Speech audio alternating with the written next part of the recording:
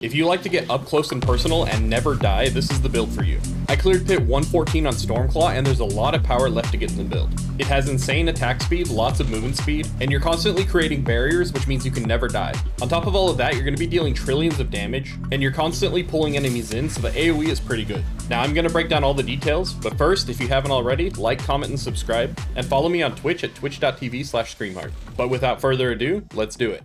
If you're unfamiliar with Stormclaw, I'm going to walk you through the basics of how the build works. So our primary damage is coming from both Claw and Storm Strike. However, in this version of the build, I am focusing the damage into Claw mostly. We're able to cast both of those skills at the same time just by using Claw, because we're using the Great Staff of the Crone. Not only does this make our Claw also cast the Storm Strike, but it makes our Claw into a Storm skill, which opens up more damage and utility. We're also using the Shard of Varathiel, which is giving our basic skills a resource cost. But you'll notice that that doesn't matter, because when we attack, you can see our resources are going down, but if we use our Cataclysm, we never lose resources as we're attacking. So we can attack as much as we want, and we are spending that resource, but you don't see the bar go down. This is good for a couple of things. One of those things is our adaptability, which increases our damage based off of our max resource. So we want lots of max resource and we don't want to lose our spirit. But another reason it's important to have the Mjolnir ring and the Cataclysm combo that gives us the unlimited spirit is because we're trying to spend as much spirit as possible in this build. And the reason for that is because of our rune, which is Pak Zan. This one makes it to where when we spend spirit, we trigger overpowers and critical hits guaranteed. And as you can see in the gameplay, I get orange numbers all the time, and that's because of this. Now, the reason we're spending so much spirit is because of our Chaos perk, Purge the Infected. This makes it to where we spend 5 spirit per hit, not skill cast, hit, in order to guarantee critical strikes, and it increases that damage by 60%.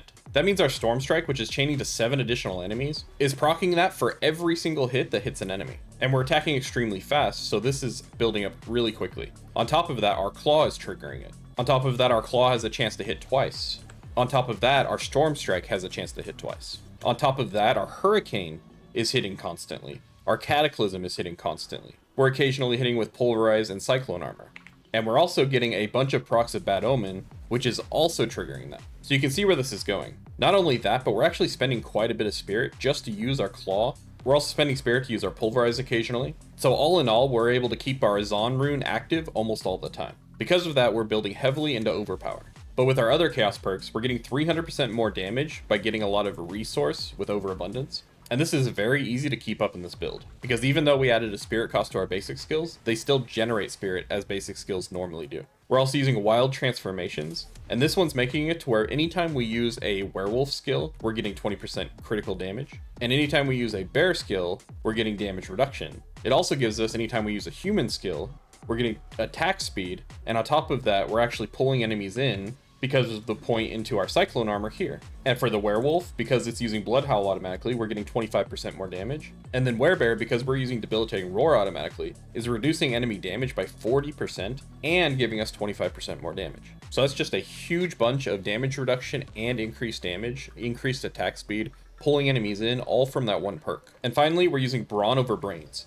This one's increasing our max life by a whole bunch. It's also increasing our overpower damage, and it's actually increasing our healing, which is also really good. This does reduce our max resistances and our max armor, but that's actually kind of a good thing because we're using Chaos Armor, and that means that we're not getting legendary pieces that we normally get extra armor on. Now, it's pretty important in this build to make sure you keep your Cataclysm up all the time to make sure you have that spirit. So in order to accomplish that, we're going to be using a combination of Lucky Hit Chance from Fists of Fate, combined with the Spirit Boon, Calm Before the Storm. Although, to be honest, you don't actually need the extra Lucky Hit Chance from Fists of Fate because we already have 2 basic skills going at once, and these have really good Lucky Hit Chance. You can see on the Claw here, we're at 139%.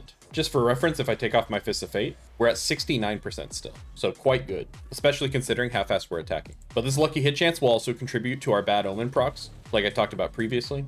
And that Lucky Hit Chance is going to activate our other runes, which are Ahu Q. This one is a 100% Lucky Hit Chance against non-healthy enemies to activate our Earthen Bulwark. So that's this one here. We do have it on our bar so we can activate it manually. And usually it's good to activate it manually when you first run into a fight, because you have to actually be hitting enemies to activate these runes. But once you're hitting enemies, you're going to be constantly proccing this, and your Bulwark will pop up even faster than its duration, which is 3 seconds. Not only does this keep you unstoppable, but it's giving you a massive barrier that's going to keep you very healthy, especially considering how much max HP we have. this barrier is even more effective. And you could really double down on this if you wanted to, and max this out so that you get basically a full health bar every single time. Before we get into the gear, I'm going to go through and make sure I didn't miss anything from the skills. I covered Bulwark. It gives you a barrier and makes you unstoppable. This is also a human skill, which means it pulls enemies in. We've got Cyclone Armor, which is also just pulling enemies in, but it is a human skill, so I guess it technically double pulls enemies in. We've got Hurricane, which is reducing enemy damage, which is quite nice. But I also like just having Cataclysm and Hurricane up anyways, because these make sure that our Pain Gorger's gauntlets are activating their passive. And that's 150% more damage, so very helpful. Cataclysm is also kind of nice for killing weaker enemies in Torment 4, but we're not really building into this, so it's not super strong, but it does do some damage. Claw is pretty straightforward, we're just attacking with it. And then Pulverize, we're using every 4 seconds, and that's for a couple of reasons. One is that we're using Primal Pulverize, which reduces enemy damage by 20%, and you even have the option of running Raging Pulverize, which increases your damage by 20%, but this one only has a 50% uptime, whereas this one's 100% uptime. But we're also using the Pulverize to make sure that our Debilitating Roar is triggered, and that's using our Wild Transformations perk. For our items, we're doing the Fist of Fate like I talked about. This one also gives you an 80% increased damage on average. It does have some nice attack speed if you get a good roll, but mine are terrible for that. But ideally you'd have a GA unlucky hit chance and attack speed. We're also running the Shroud of False Death, which is BIS, but you could run Tempest Roar here instead, and that would allow your Storm Strike to be a werewolf skill, which would give you even more damage. But because this one gives you +1 to all of your passives in your skill tree, it gives you quite a bit of damage and survivability. I already talked about the Grey Staff with the Crone, and I also talked about the Pain Gorger's gauntlets. And then for our boots, we're doing Malefic Crescent. This one is giving a huge increase to our multiplier for our Keystone passive, and it also gives ranks to Feral Aptitude, which is extremely strong. But unfortunately, this is a big chunk of damage that won't apply to our Storm Strike at all. I already mentioned that the Shard gives us a resource cost on our skill, but it also increases our damage by 150%, so that's very good. On our Amulet, I talked about adaptability. On Ring 1, we're doing Mjolnir Ring. This is not only for the unlimited spirit, but it's also a damage multiplier. And this has movement speed on it, so this and our Malefic Crescent is where we're getting most of our movement speed in the build. But because these things don't activate in town, you're extremely slow in town, so make sure you use your mount. For our second ring, we're using the Overcharged aspect. And don't worry, even though our Claw doesn't do lightning damage, our Storm Strike does. And that activates this for our Claw to be able to do more damage. Although I haven't tried it yet, but the Impending Deluge aspect might actually work here a little bit better. It'll have a lower damage multiplier, but our Storm Strike will hit more, which means more spirit spent and more damage. And it's a fairly close multiplier and doesn't require stacking up. So maybe, just maybe, it might be better to use the Deluge. But Overcharge is probably better for higher pits. And then for our totem, we're running Moonrise aspect. It's pretty important here to get a good temper for chance for Claw to deal double damage, and you want to make sure that you get all 3 of your masterwork bonuses into this. And your attack speed in this build is going to feel pretty slow if you don't temper your werewolf attack speed, which you can do on the totem, the ring, and you could probably get away with one of those instead of the total armor here, but it would be pushing it pretty close, so I'm not recommending it. By the way, if you want to see specific stats for all of the gear that I recommend, make sure you go to the written guide under the video, because that's not going to be my random whatever gear that I have here. It's going to be the exact details of what you want to look for. For the gems, we're doing Sapphire on the armor, Ruby on the weapon and offhand, and then Skulls and Diamonds in the accessories. For me, 2 skulls and 1 diamond works, but you can arrange these however you need to based off your own stuff. Malefic Crescent is nice because it gives us a 30% extra all resist, which means it's very, very easy to hit it. All of my resistances are at least 7.3% higher than they need to be, and there's a lot more that I could get from my Paragon boards if I wanted to. For consumables, I recommend Elixir of Advantage, but you could go for the one for 20% HP. Blessed Guide for the willpower, but you could go for all stats if you don't have Shroud of False Death, just so you can get more bonuses from your Paragon boards. Redamine Buzz for max life, but you could go armor here. Soothing Spices for all resist, and this also gives a little bit of armor, so keep that in mind. For the mercenaries, I go with Rahir for the resistances and extra damage, and Variana for the extra attack speed. For my spirit boons, I go with Gift of the Stag. This one's really just for the extra 30 maximum spirit because that plays into our adaptability and gives us more damage. It does also technically make our Cataclysm stronger, but that's not nearly as important. For this next spirit boon, you have quite a few options. I have mine on attack speed. You could go for 30% maximum life, or if you're not going to be using your Pulverize very much, you could go for Overload so you can still poison enemies. And then we're going with Avian Wrath for more damage. For the next one, I have Calamity, but you could honestly go with anything in this bar, or I guess anything except for Pack Leader because that's completely useless. But Energized isn't really that important. Bolster, not really that important, but probably better than Energize.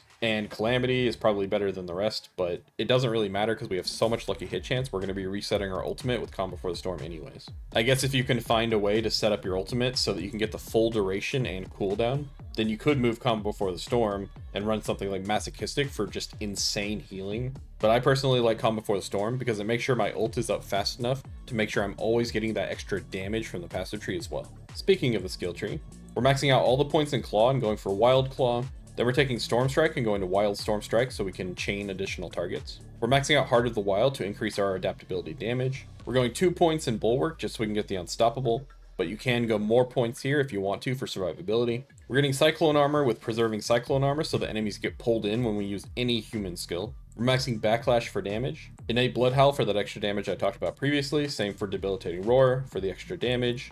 We're maxing out Feral Aptitude for a bunch more damage. We're working our way up to Bad Omen and maxing this out so that we proc that spirit spending more. But this is a couple points that you could easily take out and put somewhere else if you wanted to. For example, up into the Bulwark. We're maxing out the Electric Shock to do more damage. And our lucky hit chance is really good, so this should be happening pretty much all the time. We're getting Hurricane going to Savage Hurricane, and that's reducing enemy damage. But unfortunately, we don't have perfect uptime for this.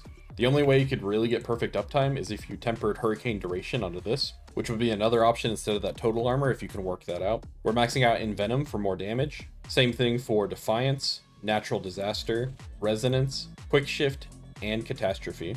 We're just putting 2 points into Cataclysm so we can get the skill and the extra duration.